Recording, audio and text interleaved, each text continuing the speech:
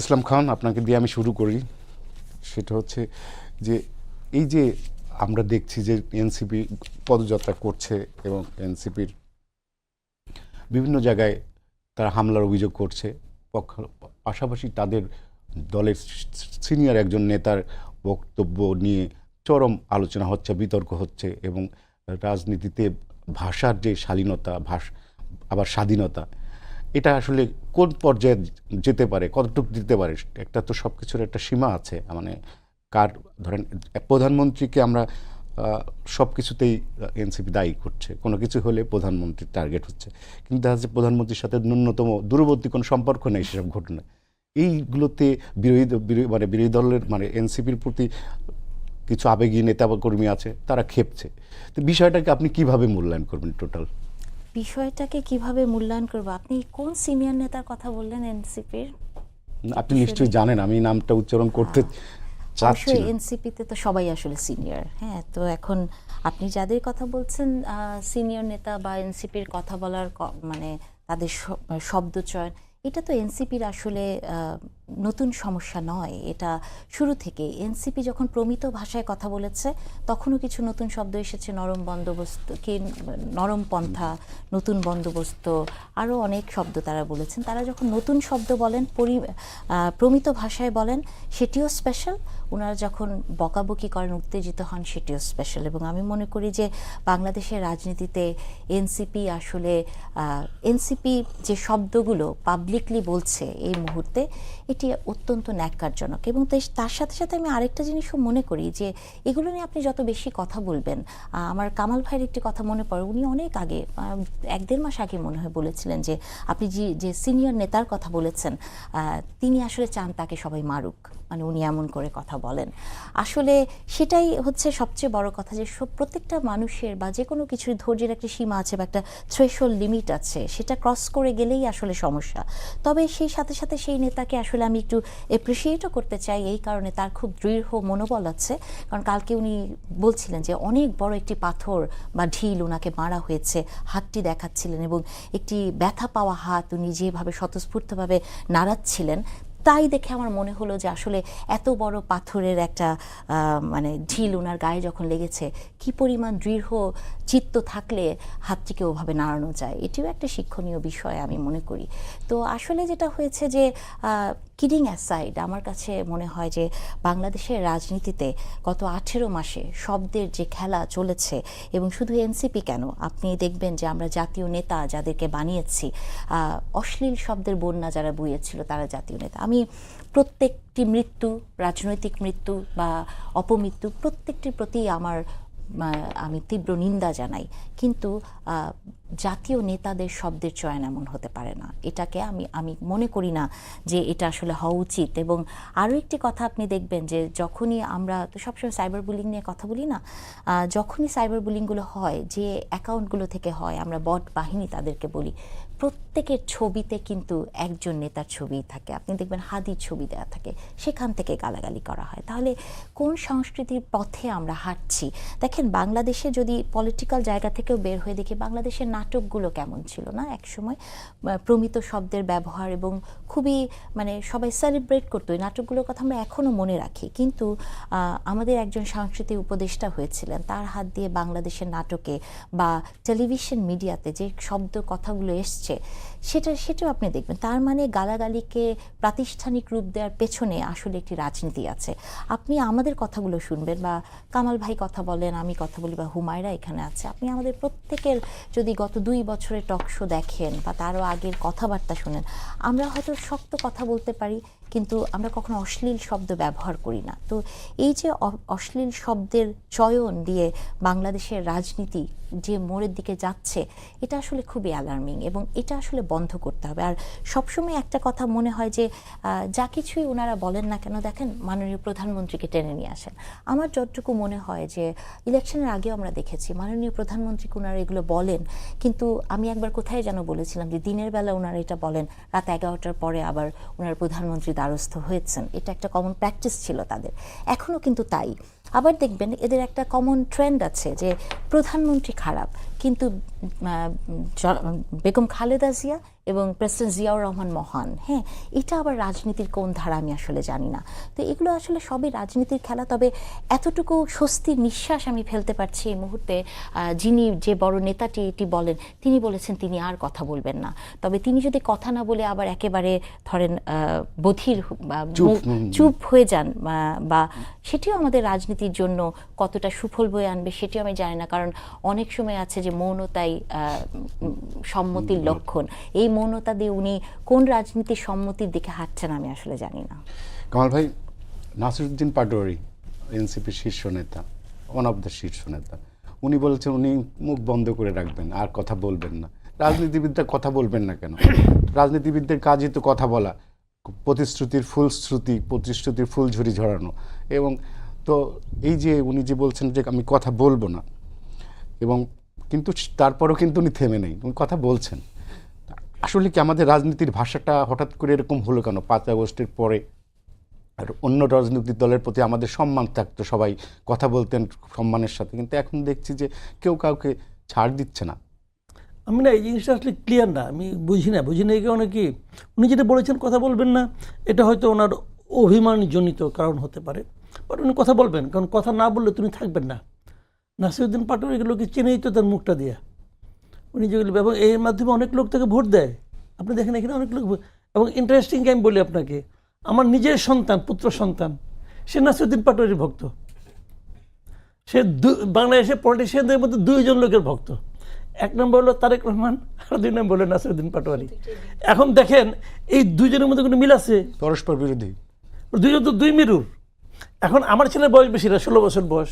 এখন আমি চিন্তা করার চেষ্টা করতেছিলাম যে এই বয়সের ছেলে মেয়েদের মধ্যে আসলে কি চলে, এটা আমি বুঝবো না, এটা মোস্তফা আপনিও বুঝবেন না। মানে ওরা অন্য একটা দ্বীপের বাসিন্দা, আমার কাছে মনে হয় মাঝে মাঝে অন্য একটা গ্রহের বাসিন্দা ওদের মধ্যে। কারণ আপনি দেখেন এই 2 জন লোককে একই সঙ্গে ভালোবাসা সম্ভব কেমনি কিনা, কি বৈশিষ্ট্যের কারণে? সে পছন্দ করে, এবং সে আমার কাছে আবদার করছে যে এই 2 জন লোকের সঙ্গে আমার একটু দেখা করে দিবে। বিনোদন পায় নাকি আমি বলতে পারবো না, আমি জিজ্ঞাসা করি না। এই নাসিরউদ্দিন পাটোয়ারি আর তারেক রহমান। তো তারেক রহমানের সঙ্গে দেখা করেন হয়তো উনি তো অনেক দূরবর্তী জায়গার লোক, অনেক বড়, ওটাও হয়তো হবে না। পাটোয়ারিকে আমার ছেলে আসলে অবশ্যই থেকে রিকোয়েস্ট করবো, ভাই একদিন আমার ছেলের সঙ্গে একটু দেখা করেন। এখন আমি যেটা বলতে চাচ্ছি যে পাটোয়ারির এই যে কথা না আমি বলছি, এর কথাতে কিছু ভক্ত আছে। আপনি দেখেন এই যে আপনার এই যে এখানে যে ইলেকশনটা হলো মতিঝিলে, মির্জা আব্বাস ভাই, আমি তো একজন আব্বাস ভাইকে বললামই যে আব্বাস ভাই আপনি তো অসুস্থ হয়ে গেছেন ওর কথার চোটে। তো এখন মানে বিষয়টা হলো কি যে ও এত কথা বলছে, এটাকে কিন্তু লোকে পছন্দ করে না, কিন্তু এত লোক তো ভোট দিছে।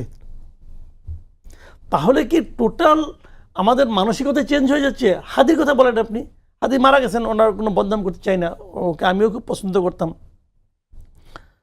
তো হাদি তো গালাগালি করে জাতীয় নেতা হয়ে গেছে,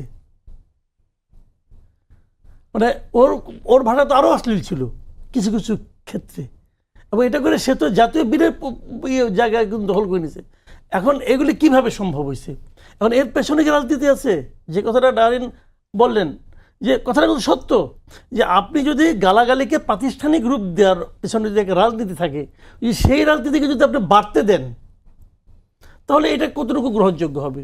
এই বয়সী ছেলে মেয়েদেরকে যারা ঘটছে, এটা তাদের ব্যাপারে আমি এটা নিয়ে কিছু বলতে চাই না, কারণ ওইটা আমি বুঝবো না। কিন্তু এই দেশের ছেলে মেয়ে খেলে আমাদের দেশে আছে, আর দেশে নাই, আর দেশে তো আছে। তো তারাও কি এটা করে? আমি কিন্তু ইন্ডিয়ার যে কয়েকদিন আগে যে আন্দোলন হলো, খুব মন দিয়ে খেয়াল করছি যে ওরাও কি ধরনের, ওদের মধ্যেও কিন্তু এই ধরনের ল্যাঙ্গুয়েজ আছে, আমি খেয়াল করেছি এই ধরনের অশ্লীল কথাবার্তা। যে কারণে কালকে দেখলাম যে নরেন্দ্র মোদী একটা ভাষণই দিলেন যে এই ধরনের আমাকে নিয়ে বলছে, আমার মাকে নিয়ে বলছে, খুব দুঃখ করে বললেন আর কি। তো এটা কি বয়সের দোষ কিনা আমি জানি না, কিন্তু তার চেয়ে বড় কথা হলো যে নাসিরউদ্দিন পাটোয়ারি তার ওই বয়সের লোকটা, তার তো একটু বয়স হয়েছে না, তার কাছ থেকে আমি তার সময়ের যে এই বয়সের মনোযোগ আকর্ষণ করতে চান, এই বয়সে একজন লিডারের মতো কথা তো আমি আশাই করব। আর আমি যে কথাটা উনি বলেছিলেন আমার উদ্ধৃতি দিয়ে, আমি কিন্তু এটা বলেছি যে উনি যখন কথা বলেন না, কেন যেন মনে হয় উনি বলছেন যে আমাকে মারো, আমাকে মারো, আমাকে তোমরা কিছু বলো না কেন, তাহলে কি আরও আমি আরেকটু বাড়াই দেবো, মাত্রা বাড়াই দেবো, এরকম একটা ভাব আমার কাছে মনে হয়। একটা কথা কি যে এটা মানে যেটা মূল পয়েন্ট যেটা সেটা হলো এনসিপির লিডার এটা করতেছে কেন, না কিন্তু করতেছে, তারা কিন্তু এই কাজগুলো করতেছে, কেন করতেছে, করার পেছনে আমার মনে হয় একটা কারণ আছে। সেই কারণটা আমার হয় পরের টার্মে আমি বলি, পরের টার্মে একটা সুযোগ পাবো তখন আমি বলি। আচ্ছা, হুমায়রা নূর, আমরা দেখছি যে এই যে আপনাদের পদযাত্রাকে কেন্দ্র করে আপনাদের যে মোর্চার সঙ্গী, জোট সঙ্গী জামাত ইসলামী, তাদের সাথে আপনাদের এক ধরনের দূরত্ব বাড়ছে। সিনিয়র পর্যায়ে না বাড়লেও আমরা দেখছি যে পাল্টাপাল্টি বক্তব্য চলছে। ছাত্র শিবিরের সাবেক সভাপতি জাহিদ একটা পোস্ট দিয়েছে, তার পোস্টের রিপিটে মনিরা শারমিনও একটা পোস্ট দিয়েছে। সব মিলে কি জামাতের সাথে কি আপনাদের সম্পর্কে কোনো কারণে দূরত্ব বাড়ছে? ধন্যবাদ মুস্তফা ভাই আপনাকে, আমার সমালোচক এবং আজকে আমাদের যারা দেখছেন সবাইকে সালাম এবং শুভেচ্ছা জানিয়ে শুরু করছি। আপনার প্রশ্নের উত্তরটা আগে দিব না ওনাদের প্রশ্নগুলো আগে খণ্ডন করব কথাগুলো? আপনার সুবিধা যেটা আপনি মনে। প্রথমে আসলে যে কথাগুলো ওনারা উল্লেখ করলেন একটা একটা করে আগে বলে তারপর আপনার কথাতে আসছি। আমি নেহরিন আপার সাথে টকশো অনেকগুলোই করা হয়েছে এবং আপার কথা তো শুনি। উনি মানে ইফ আই টার্ম হার যে শব্দের রানী, তাহলে আসলে এটা ভুল বলা হবে না। হ্যাঁ, ওনার দর্শকরাও খুশি হবে। তো মাঝে মাঝে আপাকে বলতে শুনেছি যে আপা যেটা বলতে চান যে আমরা নরম পন্থা বলেছি। এই কথাটা আমি এনসিপি না, জাতীয় নাগরিক কমিটিতে যখন জয়েন করেছি তখন থেকে আজ পর্যন্ত এই শব্দটা আমি কখনোই বলতে শুনি নাই। আমরা মধ্যপন্থার কথা বলেছি। তো আপা নরম করে মধ্যপন্থার কথা বললে যে মধ্যপন্থা নরম পন্থা হয়ে যাবে, ব্যাপারটা ঠিক এমন না। তো যেহেতু সামনাসামনি আছি, জিনিসটা কারেক্ট করে দিতে চাই। মধ্যপন্থার রাজনীতিটাই আমরা আসলে করতে চাই এবং রাজনীতিতে আমাদের আশা, ধরেন আমি তো একেবারে একজন পেশাজীবী মানুষ, আমার রাজনীতি করতে আসার উদ্দেশ্য কি? দেশে সুশাসন নিশ্চিত করা। যেই এক দফার দাবিতে এই গণ অভ্যুত্থান হয়েছিল, সারা বাংলাদেশের মানুষ রাজপথে নেমে এসে একটা অভ্যুত্থানকে সফল করেছিল। সেই স্বৈরশাসনের পতন করা, রাষ্ট্রীয় কাঠামোর পরিবর্তন করা, বিচার নিশ্চিত করা, আইনজীবী হিসেবে একজন মানুষের পাশে দাঁড়ানো, এইটুকুই আমার দাবি ছিল। এখন যাকে নিয়ে এত বক্তব্য, এত বিতর্ক, তার কথা মোস্তফা কামাল ভাই বললেন যে একটা গোষ্ঠী কিন্তু তার কথাকে সমর্থন করে, আরেকটা গোষ্ঠী যারা অনেক সবসময় শ্রুতিমধুর কথা শুনতে অভ্যস্ত, তারা ওনার কথাকে গ্রহণ করতে পারছেন না, স্বাভাবিক। আবার হাদির উল্লেখ করলেন, তো হাদির কথাও অনেকে পছন্দ করে, অনেকে পছন্দ করে না। একটা বিষয় একেবারে না দেখালেই না। হ্যাঁ, আপা বললেন যে বট আইডি যারা গালাগালি করে তারা তাদের আইডিতে ঢুকলেই নাকি প্রোফাইল পিকচারে হাদিকে দেখতে পায়। এটা দুঃখজনক। হ্যাঁ, এটা দুঃখজনক, কিন্তু আপাকে একটু দেখাতে চাই। আপা তো এক পক্ষের কথা শুনলেন, বোন হিসাবে আমার কথাটাও যদি আপা শুনেন তাহলে হয়তো উনি জাজ করতে পারবেন রাইটলি। বটের কোনো পরিচিতি নাই। হ্যাঁ, আমি বিশ্বাস করি যে যারা এই ধরনের কাজ করে তারা রাজনৈতিক উদ্দেশ্য হাসিল করার চেয়ে তারা ব্যক্তিগত মানসিক বিকৃতির বহিঃপ্রকাশ ঘটায়। আপনি দেখেন, আমার একটা পোস্টে একজন ভদ্রলোক আমাকে মবর্গীয় গালি দিয়েছেন এবং খাট টাট এই ধরনের কথা উল্লেখ করেছেন। আমি মনে হয় মানে আমি তো জামাত শিবিরের মানে পছন্দের তালিকায় আমার কখনোই ছিল না, কিন্তু আমি একটা ধর্মীয় ব্যাকগ্রাউন্ড, আমার ফ্যামিলি মুসলমানের ফ্যামিলি থেকে বিলং করি দেখে আমি হিজাব করি ছোটবেলা থেকেই। আমার মতো মানুষকে এই ধরনের গালি দেওয়ার আগে দুবার চিন্তা করা উচিত। তার উপর আমি আইনজীবী। দেখেন এই আইডিটাতে আমি ঢুকি, আপনারা দেখেন কাভার ফটোতে কার ছবি বলেন তো? দেখা যাচ্ছে না দূর থেকে। এই যে জনাব তারেক রহমান, শহীদ রাষ্ট্রপতি জিয়াউর রহমান এবং বেগম খালেদা জিয়া, এবং এরকম আমি আরো 100টা দেখাতে পারবো। দুঃখজনক হচ্ছে যে এরা এগুলো করে কি হাসিল করতে চায়। এগুলো এই যে ধরেন জামাত ইসলামের কেউ নাহরিন আপাকে আজকে গালমন্দ করলো বা বিএনপির কেউ আমাকে গালমন্দ করলো, এটা করে তারা রাজনৈতিকভাবে কি কি হাসিল করবে, কি অ্যাচিভ করবে? আমার তো মনে হয় না যে এতে করে রাজনৈতিকভাবে কিছু অ্যাচিভ করার আছে। হ্যাঁ আছে। এটা তারা কখন এনকারেজ হয় এগুলো করতে জানেন? যখন রাতারাতি মাত্র 6 মাসও বিএনপি করে নাই এমন একজন লোক টকশোতে বসে স্ববর্গীয় গালি দিয়ে, এবং আজকে দেখলাম উনি পর্ন ভিডিওর সাথে রাজনৈতিক বক্তব্যকে তুলনা করছেন। তো আমার বাপের জন্য আমি জানি না, ধরেন আমার জ্ঞান বলে যে এটা সবচেয়ে খারাপ জিনিস, সেটার সাথে উনি তুলনা করছেন। তো এই ধরনের একজন ব্যক্তি আগে কি করেছে সেই কথা ধরেন বাদই দিলাম, প্রধানমন্ত্রীর ব্যক্তিগত সহকারী পিএস সে হওয়ার পরেও যখন এই ধরনের কথা বলতে পারে, তখন ওই যে আপনারা বলেন যে প্রধানমন্ত্রীকে কেন দোষ দেই, শুনেন, উনি যখন নির্যাতিত হয়ে দেশ ত্যাগ করেন লন্ডনে, আমি ওনাকে সচক্ষে দেখেছি, উনি সোজাভাবে হাঁটতে পারতেন না, আমাদের কষ্ট লাগতো না। এখন বেগম খালেদা জিয়াকে সম্মান করি, উনি উনার ভাষার কারণেই কিন্তু সবার সম্মানের জায়গাটা অর্জন করেছেন। উনি দলমত নির্বিশেষে সবার সম্মানের জায়গাটা অর্জন করেছে। শহীদ রাষ্ট্রপতি জিয়াউর রহমান বাংলাদেশের এই বাকশাল যে সৃষ্টি করেছিল, সেই বাকশাল নির্মূল করা থেকে শুরু করে বাংলাদেশের মৌলিক কাঠামোগত সাংবিধানিক পরিবর্তন করার জন্য উনি একটা বড় ভূমিকা রেখেছিলেন। আপনি কি সেটা অস্বীকার করবেন? ওনাকে আপনি কেন কুক্ষিগত করতে চান দলগতভাবে?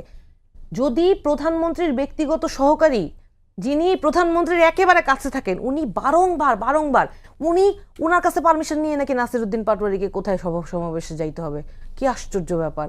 তো এই ধরনের আচরণ, উনি যে বারবার উনি কোথায় কি করে, একদিন আমার সাথে উনি একটা শো আসলে থেকে, কি জানেন, যিনি নেই তার না আমি বলছি এখানে নাসিরউদ্দিন পাটোয়ারি তো নাই, তার বিষয়েও তো আমরা কথা তার বলছি। বিষয়টা আমি আপনাকে একেবারে উনার সামনেই বলতে পারবো, উনার বিষয়ই তো বলছি, অন এয়ার বলছি, আপনি ভেরিফাই করবেন।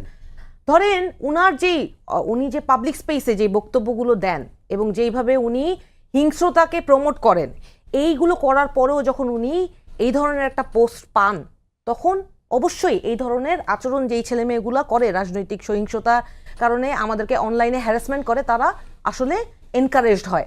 আপা যে বললেন আপা হ্যারাস হয়, আমি অবাক হয়ে দেখলাম যে প্রধানমন্ত্রী নিজে একজন ব্যারিস্টারের বাবা, অথচ উনার যে উনার টিমের মধ্যে একজন নারীও নাই। আপা আছে বলেন? মানে আমি জানি না, আপা সময় হইলে আপা হয়তো আমাকে ইনফর্ম করতে পারবেন। আপা থাকলে বিশ্বাস করেন, আপা যে দলের সাথে জোট করেছেন তারা একটাও দেয়। আমি বলছি ওইটা নিয়ে তো ভাইয়ের উত্তরটা আমি দিবই। আপনার কথা বলছি যে আপনি যদি থাকতেন আমি ব্যক্তিগতভাবে খুশি হতাম, কারণ একজন যোগ্য মানুষ গিয়েছে, তাহলে মানুষ লেস এনকারেজ হইতো যে অসভ্য লোকদের প্রধানমন্ত্রী প্রশ্রয় দেয় না। এই কথার কারণে এই কথা বলেছি, শুধু এনসিপি প্রশ্রয় দেয় না সেই জায়গায় তো আমি আসছি। এখন আমাদের অবস্থান কি? ধরেন এই ধরনের সিচুয়েশন যখন হচ্ছে, সামাজিক যোগাযোগ মাধ্যমে আমাদের দলের একজন কটু কথা লিখেছে, সাথে সাথে কিন্তু আমরা বহিষ্কার আদেশ দিয়েছি। নাসিরউদ্দিন পাটোয়ারি নিয়ে আপনি যে কথাটা বলছেন যে তার বক্তব্যের বিষয়ে আমরা কি কথা বলেছি কিনা, নাসিরউদ্দিন পাটোয়ারি, আমরা আমাদের পিসি মেম্বার নাসিরউদ্দিন পাটোয়ারি, পলিটিক্যাল কাউন্সিলের মেম্বার, তাকে আমরা গত বছর তাকে, হাসনাত আব্দুল্লাহকে, সার্জিসকে, তাসনিম সারাকে আমরা শোকজ দিয়েছি এবং সেটা তারা যথাযথ জবাব দিয়ে সেখান থেকে তারা দায়মুক্ত হয়েছে। এখন উনার যে অবস্থান, সেই অবস্থান নিয়ে আমরা দলীয় ফোরামে প্রশ্ন করছি কিনা, কথা বলছি কিনা, সেটার আউটকাম কি, উনি কেন এই কথাগুলো বলছেন, এইভাবে কেন বলছেন, সেটা একটু জানার চেষ্টা করেন। আমরা রাজনীতিটা করতে এসেছি, ওই যে কথাটা বলা শুরু করলাম যে সুশাসন প্রতিষ্ঠা করার জন্য। সেই জায়গাটায় আপনি ধরেন জনাব জিকে গাউসের নামে গোয়েন্দা তথ্য 31 ডিসেম্বর 2024 জনাব জুলকারনাইন সাহের অনলাইনে প্রকাশ করেছে, স্পষ্টভাবে লিখেছেন যে উনি এলাকায় চাঁদাবাজি, দখলদারি, মামলা বাণিজ্য, নিজ দলের নেতাকর্মীদের নামে দমন পীড়নের জন্য মামলা ঠুকে দেয়া, এই ধরনের কাজ যে করেছেন সেইটা নিয়ে গোয়েন্দা রিপোর্ট জুলকারনাইন স্যার প্রকাশ করেছে, আপনারা খুঁজে দেখতে পারেন, আমাকে বললে আমি এখন দেখাতে পারবো। সেই ভদ্রলোকের এলাকায় যে মানুষ নিষ্পেষিত হচ্ছে, সেই নিষ্পেষণ দমন করার জন্য আমার সরকার যদি ব্যবস্থা নিত এবং সারা বাংলাদেশে যে কোনো জায়গায় মব ভায়োলেন্স, দেখেন আজকে প্রথম 6 মাসে 261 জায়গায় মব ভায়োলেন্স হয়েছে, 133 জন নিহত, 556 জন হচ্ছে আহত। এইটা কন্ট্রোল করার জন্য প্রথম যখন আসবো আপনার কাছে, আমি একটু চেঞ্জ করব, একটা লাইন শেষ করি।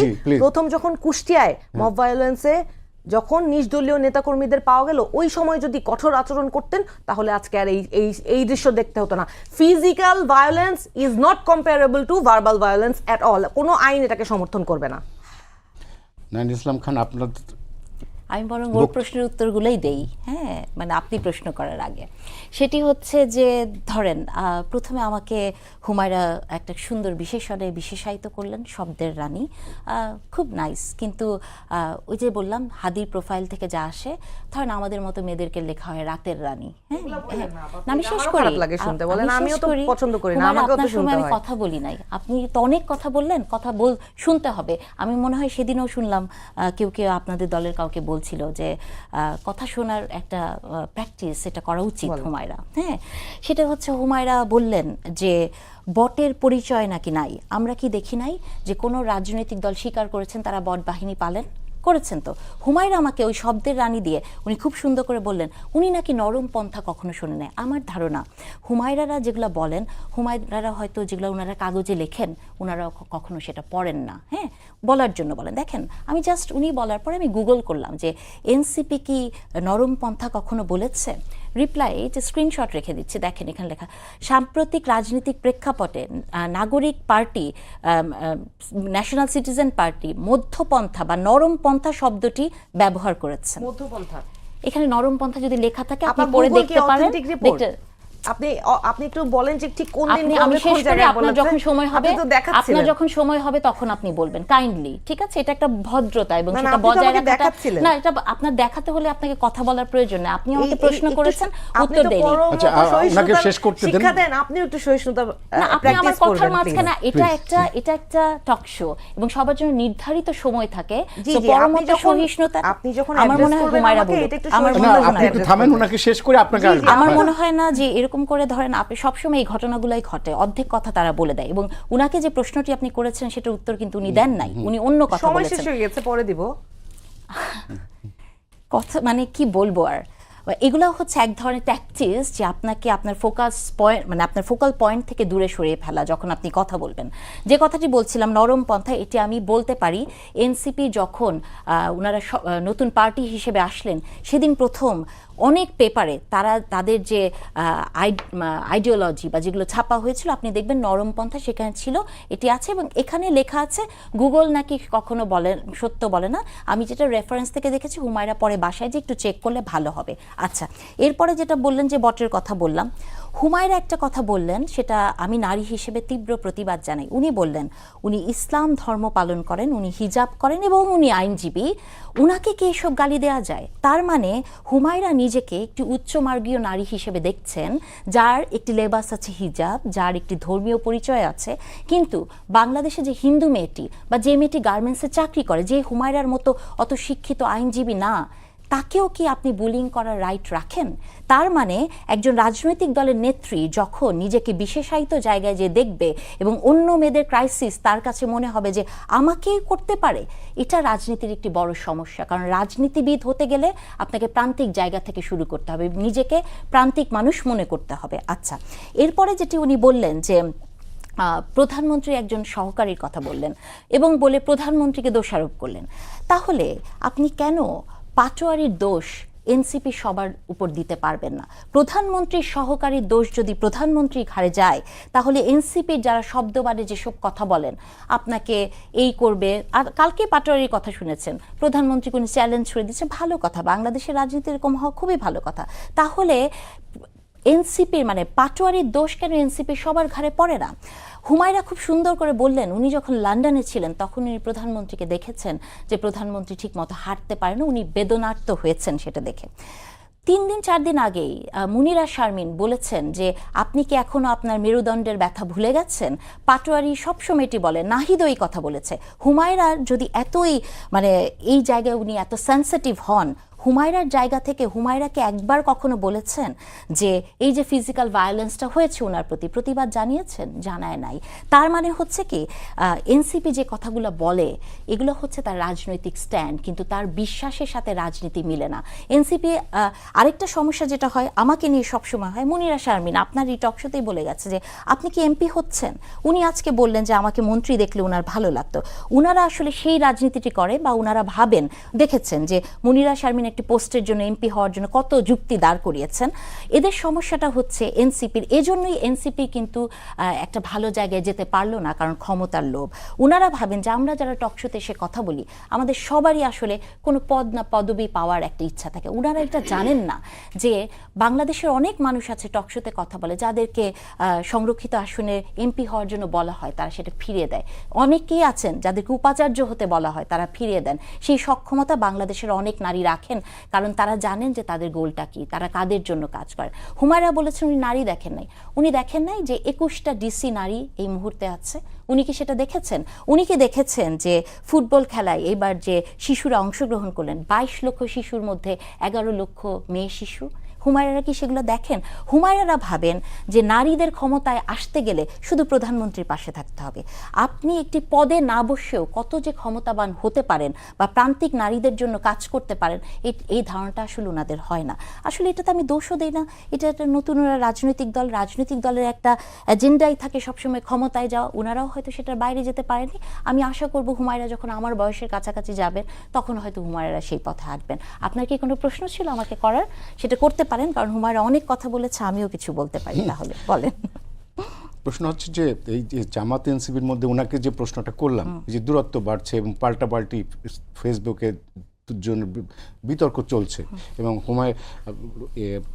ছাত্র শিবিরের সাবেক সভাপতি জাহিদ ইসলাম উনি বলেছেন যে এনসিপির এই যে পদযাত্রা করছে, এই পদযাত্রা একটা পিছনে ডিপ স্টেটের একটা ভূমিকা আছে। পক্ষান্তরে মনিরা শারমিন বলছে যে এনসিপি যে পদযাত্রা বিভিন্ন জায়গায় যে হামলার শিকার হচ্ছে, এর জন্য জামাত ইসলামী খুব কঠোরভাবে তাদের সমালোচনা করছে না এবং প্রতিবাদ করছে না। তো এই যে ওদের জোটের মধ্যে যে একটা টানাপড়ন, এটা কি আসলে কি কৃত্রিম নাকি আসলেই? শুনেন, এটা তো আসলে মানে এই জোটের এইগুলো আমরা যা দেখি, আমি সবসময় মনে করি মানে এনসিপি অনেক ক্ষেত্রেই এনসিপির নেতা নেত্রীদেরকে দেখলে আপনি বুঝবেন জামাতের বি টিম। এবং আপনি একটি রিপোর্ট আপনি দেখেছিলেন যে এনসিপির যে 6 জন পার্লামেন্টে গেছেন তাদের 5 জনই ছিল শিবিরের কর্মী। এটা তো রিপোর্টেড, এটাও নিশ্চয়ই হুমায়রা অস্বীকার করতে পারবেন না। আমি জানি না সত্যতা, কিন্তু রিপোর্টের কথা, আমি বানিয়ে তো বলি নাই। তো তার মানে হচ্ছে জামাত এবং এনসিপি তাদের এক ধরনের পর্দার অন্তরালে যোগসাজশ থাকেই। আবার অনেক ক্ষেত্রেই হয় কি, তাদের এই জোটগুলো অনেক ক্ষেত্রেই সুপারফিশিয়াল হয়। যেমন ধরেন ইলেকশনের জন্য জোটটির হয়তো দরকার ছিল, এখন হয়তো দরকার নাই, কারণ এখন আবার রাজনীতির মাঠ গরম করতে হবে। যেহেতু ধরেন এই মুহূর্তে রাজনীতির মাঠ গরম করার জন্য বা রাজপথে নামার জন্য হয়তো একটা ইস্যু, এটাও হয়তো তাদের একটা স্ট্যান্ড। তারা হয়তো দেখাচ্ছেন তারা আসলে দুটি পথ দুদিকে গেছে বেঁকে, হয়তো পথটা একই আছে কিন্তু বেঁকে গেছে। ধন্যবাদ কামাল ভাই। সেটা হচ্ছে যে আজকে জামাত ইসলামের থেকে বলা হয়েছে যে ইন্ডিয়ান হাই কমিশনের সাথে মার্কিন রাষ্ট্রদূত একটা বৈঠক করেছেন। বৈঠকটা নেপথ্যে ছিল হচ্ছে ফ্যাসিবাদী সরকার, ফ্যাসিবাদী দলকে আবার রাজনীতিতে প্রাসঙ্গিক করা, এবং যাতে ওই তাকে মূল কথা হচ্ছে তাদের সেই দলটাকে আবার দেশে ফেরানোর একটা চেষ্টা। এটা জামাত মনে করছে যে এটা বিএনপির এক ধরনের পলিটিক্যাল স্ট্যান্ডবাজি। জামাতের এই আশঙ্কা আপনি একদম উড়িয়ে দিতে পারেন না। এটা হতে পারে, কারণ যিনি আসছেন বাংলাদেশে মার্কিন যে প্রতিনিধি, উনি তো একই সঙ্গে ভারতে নিযুক্ত মার্কিন রাষ্ট্রদূত বটে। অবশ্যই, আবার দক্ষিণ এশিয়া বিষয়ক উনি। দক্ষিণ এশিয়া, হ্যাঁ। বাট জামাত যেটা বলছে যে যেহেতু উনি ভারতে নিযুক্ত রাষ্ট্রদূত, সেহেতু হতেও পারে, আবার নাও হতে পারে। জামাত তার পলিটিক্যাল স্ট্যান্ড থেকে, তার অবস্থান থেকে তারা এরকম একটা আশঙ্কা প্রকাশ করেছে। কিন্তু বাস্তবতা কি সেরকম? বাস্তবতা এটা বলা বড় কঠিন, কারণ এটা তো আর ঘোষিত না। ভেতরে ভেতরে হয়তো জামাতের আগেই ভাগে বলে হয়তো বিএনপিকে একটু সতর্ক করতে চাচ্ছে, হয়তো বিএনপির উপরে আগে ভাগে একটা চাপ দিতে চাচ্ছে। দেখেন, এগুলো আসলে না, আমি আপনাকে একটু বলি যেটা আগেবার বলতে চেয়েছিলাম, যে এগুলো আসলে সবই রাজনীতি। জামাতের এই মুহূর্তে রাজনীতিটা কি জানেন? জামাতের এই মুহূর্তে রাজনীতি হলো আগামী জাতীয় নির্বাচন পর্যন্ত আওয়ামী লীগকে মাঠে নামতে না দেওয়া। এটা হলো জামাতের 1 নম্বর রাজনীতি। এটা এই কারণে যে জামাত মনে করে যদি আগামীবার তত্ত্বাবধায়ক সরকারের অধীনে নির্বাচনটা হয়, বাংলাদেশের তত্ত্বাবধায়ক সরকারের অধীনে নির্বাচন হওয়ার যে ইতিহাস, তারা এখান থেকে হিসাব করে নিচ্ছে যে সাধারণত সরকারি দল, ক্ষমতাসীন দল আসে না। যদি আওয়ামী লীগ যদি রাজনীতিতে না আসতে পারে, তাহলে ক্ষমতার বাইরে দল হলো তাদের একটা বিরাট চান্স। কিন্তু তাদের কি সেই সাংগঠনিক সক্ষমতা আছে? আমি বলছি এটা নিয়ে সাংগঠনিক সক্ষমতা অনেক কিছুই নাই, বাট তাদের মনে করতে তো কোনো নাই। তারা তো মনে করতে পারে, ভাই, একজন লোক মনে করবে, আপনি তো আপত্তি করবেন না? অবশ্যই আপনার কাছে, আমি কেন আপনাকে? হ্যাঁ, তার মন তার কাছে মনে মনে যে আনন্দ পাইতে দেন আপনি তাকে, সেটা ভাবছে। ওটা নিয়ে আমি একটু পরে বলতেছি। আমি আগে যেটা বলতে চাইছিলাম সেটাকে শেষ করি। সেটা হলো এনসিপি এই কাজগুলি কেন করতেছে। আসলে যেটা হয়েছে, এনসিপিকে নিয়ে না অনেক মানুষের মধ্যে অনেক প্রত্যাশা ছিল, আমার মধ্যে ছিল। আমি নিজেও ভাবছিলাম যে এনসিপি একটা ভালোভাবে শক্তভাবে একটা রাজনৈতিক দল হিসেবে দাঁড়ায় যাক। দাঁড়ালে কী হবে, মানুষের কাছে কিন্তু অনেকদিন ধরে একটা তৃতীয় দল নাই। আওয়ামী লীগ, বিএনপি, জামাতকে তারা তৃতীয় দল মনে করে না। জামাত একটা ধর্মভিত্তিক দল, সেটা অন্য জিনিস। কাজে তারা আওয়ামী লীগ, বিএনপির বাইরে একটা থার্ড ফোর্স তারা আশা করছিল যে একটা যদি দাঁড়ায় আমরা তার সঙ্গে যাব। এনসিপি সেই সম্ভাবনা নিয়ে কিন্তু আসছিল, কিন্তু এরা খুব দ্রুত, মানে জন্ম নেওয়ার আগেই তারা ক্ষমতার স্বাদ পেয়ে গেছে। ইন্টারিমের সময় ইন্টারিমের সময় তারা আগেই ক্ষমতার স্বাদ পেয়ে গেছে এবং তারা কিন্তু ক্ষমতাধর মানে দল হিসেবে কিন্তু বিরাজ করতো বিভিন্ন উপজেলায় সব জায়গায় তারা কিন্তু দাপটের সঙ্গে ছিল। এটা আক্ষেপ করে একবার পার্লামেন্টে হাসনাত আব্দুল্লাহ বলেছিল। আচ্ছা, তো তারা ওই স্বাদটা পাওয়ার কারণে তারা ওই স্বাদটা ছাড়তে চায় নাই বলেই নীতিগত কোনো মিল অন্তত পক্ষে দৃশ্যত না থাকা সত্ত্বেও ভেতরে ভেতরে কী আসলে বাদ দেন, গুপ্ত শব্দটা তো আমাদের এখানে এখন বহুল প্রচলিত হয়ে গেছে, কে কোথায় গুপ্ত আমি জানি না, কিন্তু দৃশ্যত তাদের সঙ্গে জামাতের রাজনৈতিক কোনো মিল নাই। তারপরেও তারা কিন্তু জামাতের সঙ্গে যে করছে মানে জোট করছে কেন, একমাত্র ওইটাই যে ক্ষমতার যে স্বাদ তারা পেয়েছে সেই স্বাদ থেকে তারা বেরোতে চায় না। এবং এটা করতে গিয়ে দলটা আসলে সুইসাইড করছে, এটা আমার বিবেচনা। আমি এভাবে ভাবি যে মানুষ করছে কি চট করে, মানুষ কিন্তু মানুষ কি করে জানেন, মানুষ কিন্তু দেখে আপনি কি বলেন আর কি করেন, যখন না মিলে তখনই আপনার নামের সঙ্গে হিপোক্রেট শব্দটা যুক্ত হয়ে যায়। তো ওরা যখন দেখছে যে এই ছেলে মেয়েগুলো আগে কি ছিল, 1 বছরের মাথায় কি আলাদিনের চেরাগ পাইলো যে এত চেঞ্জ হয়ে গেল, একজন লোক রিক্সায় চড়তে পারতো না, সে এখন কোটি টাকার গাড়িতে চড়ে। তো এই ব্যাখ্যাগুলো তারা এখন পর্যন্ত ক্লিয়ার করতে পারে না। হান্নান মাসুদ আগে কি ছিল এখন কি, এখন ফেরি চলে গেছে, ফেরি ফেরত নিয়ে আসে, ও যদি মন্ত্রী বানাচ্ছে প্লেন ফেরত নিয়ে আসবো, সমস্যা নাই কোনো, আমাকে নিয়ে যাও, আসো, আমি এমপি, আমার অনেক গুরুত্বপূর্ণ কাজ আছে। তো এই যে বাংলাদেশে কি ভাই আমরা আর আগে এমপি দেখি নাই, তো ওনার নামে যেগুলো হচ্ছে, তো এই লোকগুলিকে নিয়ে মানুষ কিন্তু এখন হতাশ। এই হতাশার থেকে ওরা কিন্তু বুঝে, ওরা তো নিজেরও বুঝে এই ছেলে মেয়ে এগুলো কিন্তু মেধাবী। আমি আবার এটাও বলি, আমি কিন্তু এনসিপিকে যখন আমি শুনি আমার সঙ্গে এনসিপির কী আছে, আমি খুশি হই। খুশি এগুলো জানেন, এরা আবার লজিক দিয়ে কথা বলতে পারে, এদের সঙ্গে কথা বলে আমি খুব আরাম পাই। যে মানে মনে করেন আমি একটা দিলাম লজিক, তারা একটা লজিক গড়তমি করে না, এটা খুব ভালো। তো এখন এরা তো লজিক দিয়ে বুঝে ফেলাইছে যে মাঠে আমার অবস্থাটা কি, মাঠে ওনাদের কোনো অবস্থা নাই। এবং সেই জায়গাটাতে যে বিশেষ করে আপনার এই ঢাকা দক্ষিণের যে স্থানীয় নির্বাচনে ওনাদের যে সবচেয়ে বড় যিনি গুরুত্বপূর্ণ নেতা একজন আসিফ মাহমুদ সজীব ভুঁইয়া, অর্থনৈতিক কারণেও সে গুরুত্বপূর্ণ। তো উনি যখন নির্বাচন করতে পারছেন না, মানে ওখানে যখন সাদিক কায়েম করার কনফার্ম করে ফেলাইছে, তখন এই পেইন তারা নিতে পারছে না। এবং তারা এটাও বুঝতে পারে আবার যে জামাতকে ছেড়ে গেলে ভাই আমার কোনো জামানত থাকবে না, এর যারা পাস করছে একজনের জামানত থাকতে বলে আমি মনে করি না। এটা আমার মনের কথা, কিন্তু এটা আপনাকে চ্যালেঞ্জ করে কোনো লাভ নাই। আমি এটা বিশ্বাস করি জামাতের কারণে ভোটগুলি পাইছে। আর যদি এখানে জামাত যদি সাদিক কায়েম দাঁড়ায় যায়, আসিফ মাহমুদের সাহসগুলো আপনার দাঁড়ানোর, কারণ তোমার জামানত থাকবে না, তো তাহলে এই বেদনাজনিত কারণে তারা কিন্তু এখন ওই আবার জামাতের দিক থেকে যেটা আপনি বললেন, জামাতের শিবিরের সাবেক সভাপতি উনি যেটা বলতেছেন এটাকেও আমি একদম উড়াই দিই না। কিভাবে, একটু সংক্ষেপে কামাল ভাই, সংক্ষেপ শেষ করে দিচ্ছি তাহলে, যে ওনারা আসলে এই মায়ের খেয়ে আলোচনায় আসতে চাচ্ছে। আপনি গত কয়েকদিনে মিডিয়া দেখেন এনসিপি নিয়ে বারবার আলোচনা হচ্ছে, তো এনসিপির কি আলোচনায় আসার মতো শক্তি আছে, সাংগঠনিক দক্ষতা আছে? নাই তো। মায়ের খাইছে, এখন নাম তো ভিক্টিমের নাম তো বলবেনই আপনি, যে ও আহত হয়েছে, তারা আলোচনায় থাকতে চাচ্ছে। এটা কিন্তু আমি একটা মানে আপনার বটম লাইনটা বলি, আপনি বলেন, বিএনপি, জামাত, এনসিপি এদের একটা জায়গায় রাজনীতিতে ঐক্য আছে, বিরাট ঐক্য, সেটা হলো আওয়ামী লীগের বিরুদ্ধে। আওয়ামী লীগকে আসতে দেবো না। আমি ওই 3টা দলকে রিকোয়েস্ট করব, ভাই আপনারা যা করছেন জেনে করেন আর বুঝে করেন আর না বুঝে করেন, এগুলি বেশি দিন করেন না, তাহলে করলে ফাঁক দিয়ে কিন্তু ঢুকে যাব। হুমায়রা নূর ফাঁক দিয়ে কিন্তু আওয়ামী লীগ ঢোকার একটা ইঙ্গিত দিলেন কামাল ভাই। আর আপনি আমার আগের প্রশ্ন জবাব দিন, আপনাদের মধ্যে যে টানাপোড়েনটা চলছে আসলে কি? এখানে যেটা সমস্যা, যখন নির্বাচনের আগে যেই নির্বাচনী জোটটা হলো তখনও কিন্তু স্পষ্ট করে আমরা বলেছি যে এটা শুধুমাত্র নির্বাচনী জোট এবং সংস্কারের যে প্রস্তাবনা সেটা বাস্তবায়নের জন্য এবং গণভোটের রায়কে আসলে ইনফ্লুয়েন্স করার জন্য এই জোটটাও গঠিত হচ্ছে। এবং আমার সহ আলোচক মাসুদ কামাল ভাই, ওনাকে আমি অনেক পছন্দ করি, কিন্তু উনি যেটা বলতে চাচ্ছেন যে সাদিক কায়েমকে কনফার্ম করেছে জামাত, এই জন্য এখন টানাপোড়েন সৃষ্টি হয়েছে।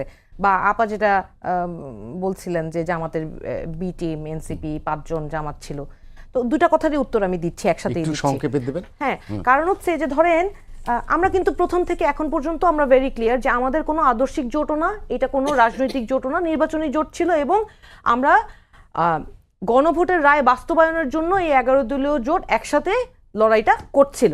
কিন্তু স্থানীয় সরকার নির্বাচনে দক্ষিণে থেকে যে আসিফ মাহমুদ সজীব ভুঁইয়া যে লড়াই করবেন এবং এনসিপির কারা কারা প্রার্থী হবেন সেটা কিন্তু আমরা সব দলের আগে প্রকাশ করেছি, এবং আমরা যে স্বতন্ত্র নির্বাচন করব সেইখানে যে জোটগতভাবে নির্বাচন করব না সেইটাও আমরা আগেই প্রকাশ করেছি, এবং বারবার আমরা এটা ক্লিয়ারলি এক্সপ্লেইন করছি যে আমরা আমাদের রাজনীতিটাই করব, আমরা এনসিপির রাজনীতি। এখন মজার ব্যাপার হচ্ছে ওনারা বলতে চান যে আমরা এই বিতর্কটা তুলে দিচ্ছি রাজনীতির মাঠ গরম করার জন্য। বিতর্ক তো আপনারা তুলে দিচ্ছেন, আমরা তো শুরু থেকে একই কথাই আছে যে আমরা আমাদের রাজনীতিটাই করছি। আবার আপনারা আমাদেরকে গায়ে পড়ে এসে মারবেন, প্রতিহিংসার রাজনীতি করবেন, তারপরে আপনারা বলবেন যে মব ভায়োলেন্স ক্রিয়েট করবেন। আপনারা একটা 17 বছরের, আমার সন্তানের চেয়েও 1-2 বছরের ছোট একটা বাচ্চাকে রড দিয়ে চোখে মেরে অন্ধ করে দিবেন।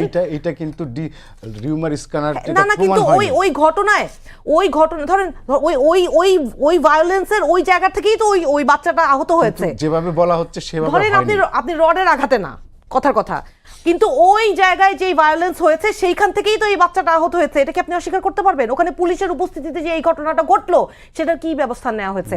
আপনার সন্তানের সাথে এটা হলে আপনি সহ্য করতে পারতেন? তাহলে আপনি নিজে গায়ে পড়ে এসে মারবেন, তারপর বলবেন মার খেয়ে আলোচনায় থাকতে চাচ্ছে। তাহলে ভাই আপনারা কেন এগুলো করে আমাদেরকে আলোচনায় আনছেন? আবার নাসিরউদ্দিন পাটোয়ারি ছাড়া কোনো টকশো হচ্ছে না, তাহলে আপনি নাসিরউদ্দিন পাটোয়ারিকে তো আপনি নাসিরউদ্দিন পাটোয়ারি বানাচ্ছেন। কেন বানাচ্ছেন? আজকে এখানে যখন রাশেদ খানকে নিয়ে, প্রধানমন্ত্রীর ব্যক্তিগত সহকারীকে নিয়ে আমি কিছু অভিযোগ করলাম, তখন বলছেন উনি এখানে নাই। কিন্তু যখন মনিরা শারমিনকে নিয়ে কটু কথা বলা হলো তখন কিন্তু বলেন নাই ভাই যে এখানে না বললেন না যে মনিরা শারমিন এমপি হওয়ার জন্য, আপা বলেছিলেন যে এমপি হওয়ার দৌড়ে উনি অনেক দৌড়ে ছিলেন, তো তখন এখানে তো মনিরা শারমিন নাই, তাহলে তার আলাপটা এখানে বলার তো দরকার নাই। আমি আছি, আমাকে যত বকা দেয়ার বকেন, উনি তো শিক্ষিকা, ওনাকে কিছু বললে উনি দেখবেন এরকম করে ধরবে। কিন্তু সমস্যাটা হচ্ছে যে আমি তো ওনাকে পছন্দ করি, আমি ওনাকে ভালোবেসেই বলেছি যে উনি যদি প্রধানমন্ত্রীর টিমে থাকতেন আমার দেখতে ভালো লাগতো, কিন্তু উনি কিন্তু এই কথাটা উনি রিবার্ট করলেন, এই কথাটা উনি পজিটিভলি নিল না। আমি তো চাই নারীদেরকে প্রধানমন্ত্রী এম্পাওয়ার করুক, উনার টিমে 2 জন নারী থাকলে আমার দেখতে প্রশান্তি লাগতো, সেইটাই আমি বলেছি। এই যে যদি আপনারা সব কিছু যদি এরকম অ্যাগ্রেসিভলি নেন এবং অ্যাগ্রেসিভলি কাউন্টার করেন, আমরা দেশটা একসাথে কিভাবে করব? দেখেন এই কথাটাও উনি স্বাভাবিকভাবে নিতে পারলেন না। কিন্তু এই যে আমি সৎ উদ্দেশ্যে একটা কথা বললে আপনি যদি এরকম করেন, তাহলে ওই নাসিরউদ্দিন পাটোয়ারির ভাষাটাই হয়তো আমাদেরকে ব্যবহার করাটাই আপনারা পছন্দ করেন, কারণ ওটা করলে আপনাদের একটু টকশো করার সুযোগ হয়, ওটা নিয়ে 2টা আবার কাউন্টার রিবাটল দেওয়ার সুযোগ হয়। এই রাজনীতি ঠিক না। জামাতে ইসলামের সাথে আমাদের রাজনীতির যে প্রশ্নটা, সেইটা রাজনীতি আমাদের আলাদাই ছিল। এখন আপনারা এটা নিয়ে আলাপ আলোচনা করে যেতে পারেন, কিন্তু আমাদের অবস্থান সবসময় স্পষ্টই ছিল। আচ্ছা, আরেকটা কথা যেটা বলতে চাচ্ছিলাম যে প্রধানমন্ত্রী যাকে ব্যক্তিগত সহকারী অ্যাপয়েন্ট করেছেন উনি কিন্তু জামাতে ইসলামের শিবিরের সাথী ছিল। শিবিরের সদস্য হওয়ার চেয়ে কিন্তু সাথী হওয়া অনেক কঠিন, শুনেছি, জানি না। রাশেদ খানের কথা বলছেন আপনি? জি, উনি শিবিরের সাথী ছিলেন, তো প্রধানমন্ত্রী ওনাকে এত বুকে টেনে নিলেন, অথচ এনসিপির ছেলে মেয়েরা, আমরা এই তথ্যটা আমাদের কাছে নতুন আসলে। না ওইটা আপনি যাচাই করে দেখবেন। আচ্ছা, নাহিদ ইসলাম খান, সেটা হচ্ছে যে এই যে প্রশংসা, আপনাকে প্রশংসা করছে, আপনি অন্যভাবে নিলেন বিষয়টা, এটা কেন? আপনার কি মনে হলো যে আমি অন্যভাবে নিয়েছি? এখন সমস্যাটা হচ্ছে সেটা যে যখন আপনি একটি যুক্তি দিবেন তার আড়ালে কি আছে সেটা ধরে আমি যখন উত্তর দিব তখন আপনার কাছে মনে হবে যে আমি আপনাকে অ্যাটাক করছি। এটাই আসলে তাদের রাজনৈতিক পরিভাষা। এবং এটাকে কেন উনি অ্যাটাক বললেন, আর উনি বললেন আবার এটাও বললেন যে আমি শিক্ষিকা, আমি এভাবে বলি। উনি আইনজীবী দেখেই মনে হয় তো মারপ্যাচ দিয়ে কথা বলেন। হ্যাঁ, এটাও হতে পারে। আসলে যে কথাগুলো ওনারা বলেন বারবার যে জামাতের সাথে তাদের আদর্শিক কোনো রাজনীতি জোট করেননি, ওনারা রাজনৈতিক জোট করেননি, ওনারা আসলে করেছেন ক্ষমতার জোট, ওনারা স্বার্থের জোট করেছেন, এবং এটাই স্বাভাবিক, ওনারা এটাই করেন। এই যে ভায়োলেন্সের কথাগুলো বলছিলেন, আপনি বলছেন ফ্যাক্ট চেকিংয়ে, হ্যাঁ এটা অত্যন্ত দুঃখজনক। যে কেউ যে কোনো জায়গায় শারীরিকভাবে লাঞ্ছিত হলে এটা দুঃখজনক, কিন্তু ওনাদেরই তো আসলে ওনাদের জনসভাটা আসলে খুবই কেয়ারফুলি মনিটর করা দরকার, কারণ ওনাদের জনসভাতে অনেক সময় অস্ত্র আবার লাঠি হয়ে যায়, আপনি দেখেছেন, তাই না?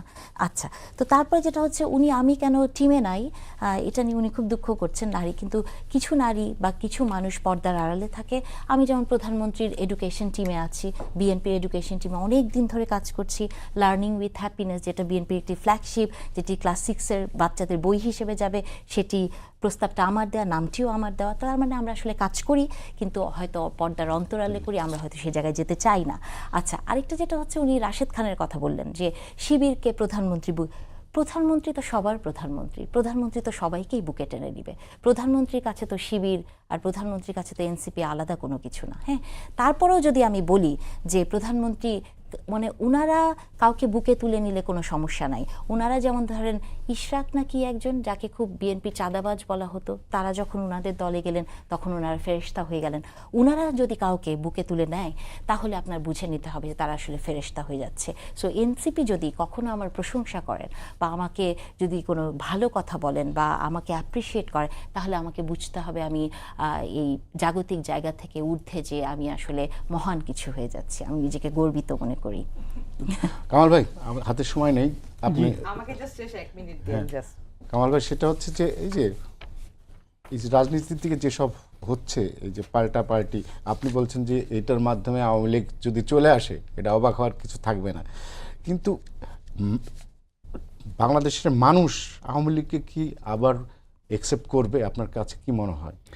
আমি আসলে আওয়ামী লীগ চলে যদি আসে এটি বলছেন, একটু ভুল আছে। আমার ভুলটা হলো আওয়ামী লীগ আসবে অটোমেটিক্যালি আসবে।